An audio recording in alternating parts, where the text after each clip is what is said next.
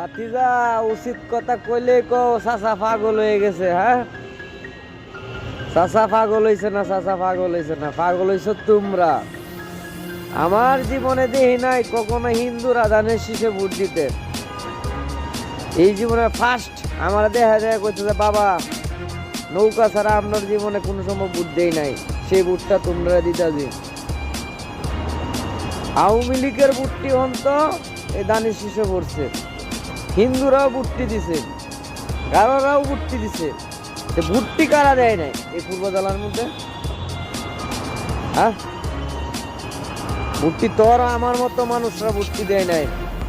এটি আমরার সাথে গাদ্দারি করে নাই, দেশের মানুষের লয়ে গাদ্দারি করছে, পুরা পূর্ব জেলা বাসীর সাথে গাদ্দারি করছে। কাজটা করা ঠিক হয় নাই।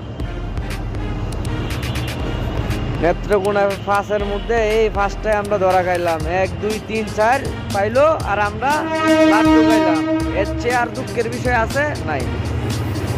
আমরা হইলাম কপালপুরা, কপালপুরা বুঝছস?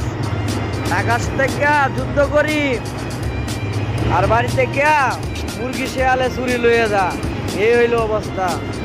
আবে ওই হন, তোরা বট বাহিনী যদি আওয়ামী লীগ ধরে দেশ স্বাধীন করতে পারস, তাহলে আমরা এই রাজাকার ধরে আবার দেশ রক্ষা করবো।